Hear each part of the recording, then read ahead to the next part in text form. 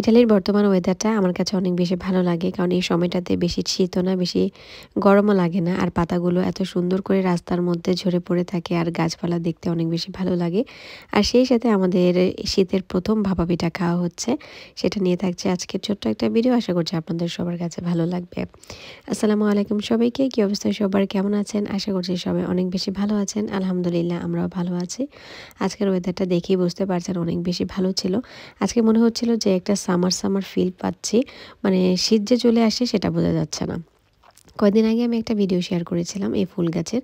আমার এই ফুলের নামটা জানা ছিল না, তো অনেকে বলেছে এই ফুল গাছটার নাম নাকি চন্দ্রমল্লিকা। তো যারা আমাকে এই ফুল গাছটার নামটা জানিয়েছেন তাদেরকে অনেক বেশি ধন্যবাদ আমার ভিডিওটা দেখার জন্য এবং ফুল গাছটার নামটা বলার জন্য।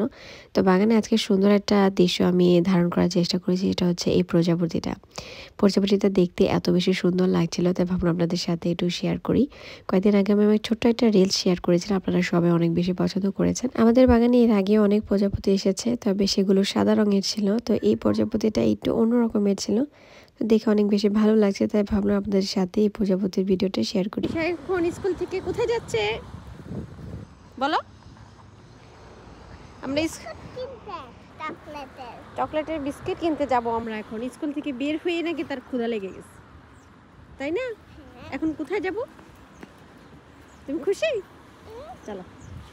এটা হচ্ছে হাদিদার স্কুল। হাদিদ আরও 2-2.5 ঘন্টা পরে বাসায় যাবে। আয়েশা এখন চলে আসছে। আজকে ওয়েদারটা অনেক বেশি ভালো, ঠান্ডা নেই, মনে হচ্ছে যে একটু সামারি সামারি ভাব এখনো যায় নাই।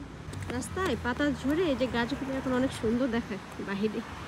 ইটালির ওয়েদারের কোনো বিশ্বাস নেই। যেমন ধরেন সকালবেলা এত পরিমাণ ঠান্ডা ছিল, মানে আয়েশাকে 2-3টা করে জ্যাকেট পরায় বাহিরে বের করতে হয়েছে।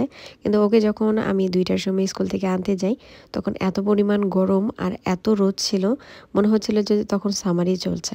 তো ও যেহেতু বিস্কুট খাবে, তো সেই জন্য আমি ওকে নিয়ে সুপার স্টোরে চলে এসেছি। খুব কাছেই ছিল, ওদের স্কুলের কাছাকাছি ছিল, সেজন্য এসেছি। তো সে তো অনেক বেশি খুশি। তো তার পছন্দর বিস্কুটটা আমি ওকে কিনে দিয়েছি। বাচ্চারা আসলে মাঝে মধ্যে যা খেতে চায় তা কিনে দিতে হয়, কিন্তু সবসময় আমি আসলে চকলেটটা পছন্দ করি না, যেহেতু ডাক্তার ওকে চকলেট খেতে মানা করেছে। তারপরও স্কুলে যেহেতু যায়, ওর বায়নাটা তো আমাদের একটু না একটু রাখতেই হবে। তো সে তার পছন্দের এই ওরিও চক বিস্কুটটা নিয়েছে। এটা আসলে অনেক বেশি মজার, ও অনেক বেশি পছন্দ করে।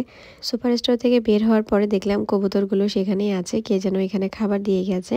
তো তারাও খুব সুন্দর করে খাচ্ছে। আর আয়েশা এই 2টা বিস্কুটের প্যাকেট নিয়ে কবুতরকে বলছে যে দেখো আমি বিস্কুট কিনে এনেছি, তোমরা কি খাবে? আয়েশা তো আজকে অনেক বেশি খুশি, তার পছন্দের চকলেট বিস্কুট পেয়েছে। আসলে আমি তেমন চকলেট ওকে এখন কিনে দেই না, যেহেতু দাঁতে একটু প্রবলেম। তো আমি যতটুকু পারি ওকে না খাওয়ানোরই চেষ্টা করি, কিন্তু এই যে ছোট বাচ্চা, আসলে ওদেরকে তো আর বোঝানো যায় না যে এটা খেলে ওদের ক্ষতি হবে। তারপরে এখন অনেক কম দিই, যাতে করে ও বুঝতে পারে যে জিনিসটা ওর জন্য ক্ষতিকর, এটা কম খেতে হবে। তো আসার পথে দেখি গাছগুলো এত সুন্দর দেখাচ্ছে, পাতাগুলো এত সুন্দর কালার হয়েছে, লাল, সবুজ, তারপরে হলুদ, মানে অনেক ভালো লাগছে দেখতে। আর এই পাতাগুলো আসলে আমার অনেক বেশি পছন্দের। এই সিজনটাই আমার অনেক বেশি ভালো লাগে, বিশেষ করে এই পাতার জন্য। রাস্তাঘাটে প্রত্যেকটা গাছের এই পাতাগুলো মানে বিভিন্ন ধরনের মাল্টি কালার হয়, দেখতে অনেক বেশি ভালো লাগে।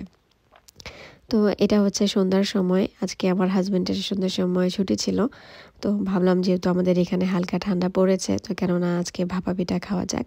আর ভাপা পিঠা বানাতে আমার অনেক বেশি ভালো লাগে। আমার মনে হয় যদি কোনো পিঠা থাকে সবচেয়ে সহজ সেটা হচ্ছে ভাপা পিঠা। এই পিঠা বানাতে কোনো রকম ঝামেলা নেই। আমাকে যদি সারাদিন কেউ বানাতে দেয়, আমি সারাদিন বানাই দিতে পারবো। আমার কাছে অনেক বেশি ভালো লাগে। আর এটা বানাতে বেশি উপকরণেরও দরকার হয় না, বেশি সময়েরও দরকার হয় না।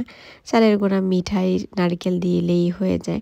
আমার কাছে অনেক বেশি ভালো লাগে, মানে চটজলদি আমার বাসায় কোনো মেহমান আসলে আমি তাকে এটা বানিয়ে খাওয়াইতে পারবো। আর ভাপা পিঠা আমার কাছে মনে হতো যে আগে অনেক বেশি কঠিন, কিন্তু এখন মনে হয় যে না, এটা সবচেয়ে ইজি একটা পিঠা। আসলে আমরা যখন কোনো জিনিস বানাতে না পারি তখন মনে হয় যে সেই জিনিসটা হয়তো বা কঠিন, কিন্তু যখন একটা জিনিস বানাতে বানাতে আপনার আয়ত্তে চলে আসবে, তখন সেটা মনে হবে দুনিয়ার সবচেয়ে সহজ একটা কাজ। যেমন আমাকে আমি ধরি, এই পিঠাটা আমি আগে বানাতে পারতাম না, তো আমার হাজব্যান্ড খুব সুন্দর করে বানাতো। তো একদিন আমার অনেক খেতে ইচ্ছে করছে, সে আবার কাজে ছিল, পরে ভালো আমি একটু ট্রাই করে দেখি আমি পারি কিনা। তো সেই যে আমার একটা চেষ্টা থেকে আমার এই পিঠাটা বানানো শেখা, তো সেখান থেকে এখন আমার কাছে মনে হয় যে এটা কোনো ব্যাপারই না বানানো। আমি আগে অপেক্ষায় থাকতাম আমার হাজব্যান্ড যেদিন বানাই দিবে সেদিনই খাবো। এখন তো মনে করে নিজে পারি, এখন মনে হয় যে হুটহাট করে যখন ইচ্ছা করে তখনই বানিয়ে খেতে পারি। কিন্তু এখন না কেন জানি খেতে ইচ্ছে করে না। ওই যে যখন পারতাম না তখন আর কি বেশি খেতে ইচ্ছে করতো। এখন যেহেতু নিজে বানাতে পারি এখন আর তেমনভাবে খেতে ইচ্ছে করে না। আমার বাসায় সবাই ভাপা পিঠা অনেক বেশি পছন্দ করে, সেজন্য এই শীত আসা উপলক্ষে ভাপা পিঠাটা বানালাম। মানে আমাদের প্রথম শীতের পিঠা হচ্ছে ভাপা পিঠা। ইনশাল্লাহ নেক্সট আরও পিঠা বানাবো শীত আসা উপলক্ষে। আমি কিন্তু আপনাদের সাথে কোনো রকম রেসিপি শেয়ার করিনি। ভাপা পিঠা আসলে সবাই বানাতে পারে। তো আমি এখানে আমার পরিবারের জন্য অল্প কয়েকটা পিঠা বানিয়েছি। ইনশাল্লাহ নেক্সট টাইম যখন পিঠা বানাবো আপনাদের সাথে শেয়ার করব। এই পর্যন্ত সবাই ভালো থাকেন, সুস্থ থাকেন। আল্লাহ হাফেজ।